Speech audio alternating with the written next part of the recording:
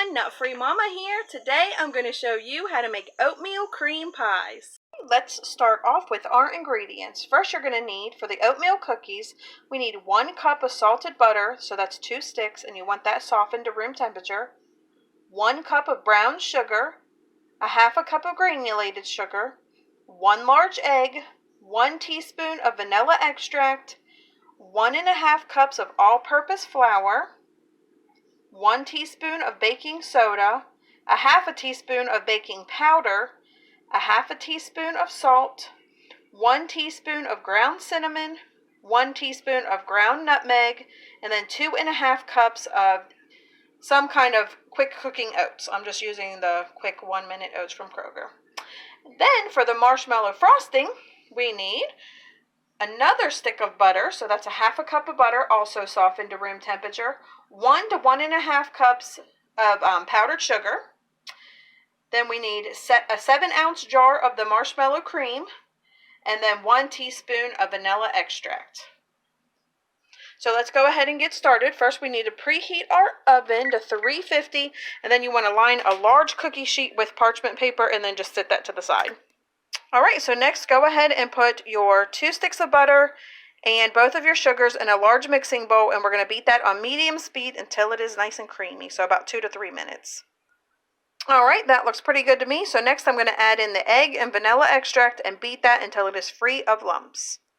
Alright, that looks good, so I'm going to just set that to the side. And next, in a separate bowl, I already have my flour, I'm going to add to that my baking powder, baking soda, salt, cinnamon, and nutmeg, and just go ahead and give that a nice stir with a whisk to combine it. And then we're going to add our dry ingredients into our wet ingredients a little at a time. Alright, my dry ingredients look nice and mixed, so I'm going to go ahead and add that to the wet. Like I said, just a little at a time, mixing it in between.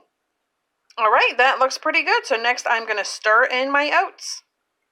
Alright, my dough is all nice and combined. I started out using a spatula, and then I just washed my hands and just really got down in there with my hands. That's really the only way you can incorporate all of the oats into your mixture. So next we are going to get our prepared cookie sheet out, and using a small cookie scoop or tablespoon, drop the cookie dough onto the baking sheet about 2 inches apart. Alright, those look pretty good to me, so they're going to go into the oven for 7 to 8 minutes. Okay, my first batch just came out of the oven, and I noticed when they were in there cooking that they had a sort of dome shape, so I just patted them down when they were still in the baking process. So I think my next batch, I'm going to make sure they're flattened a little bit before I put them in there. So now we're just going to let them cool here for a couple minutes, and then we're going to transfer them to a cooling rack to cool completely. Okay, my second batch is ready to go into the oven, and I just took my spatula and pretty much pushed it down, and if anything was sticking out the sides, just took my fingers and kind of smashed it back in to make it more round.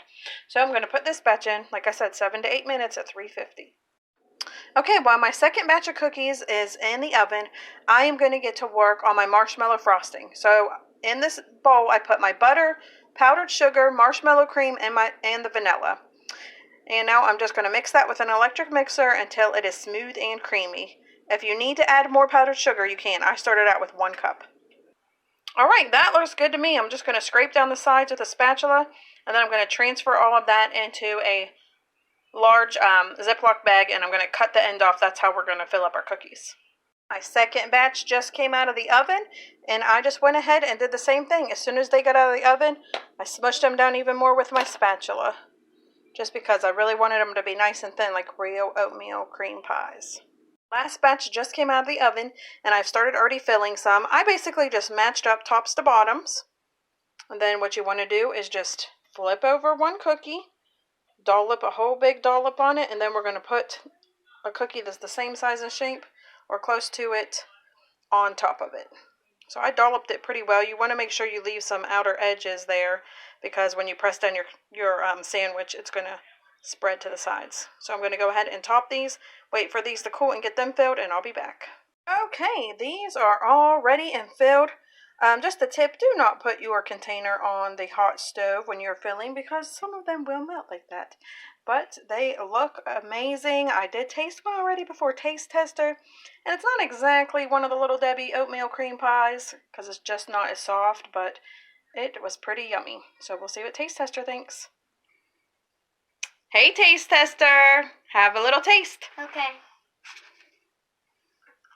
Yummy. Do you like it? Yeah. All right, everyone. Come back and see us again. Don't forget to like and subscribe. Don't forget to like, subscribe. Bye. Bye.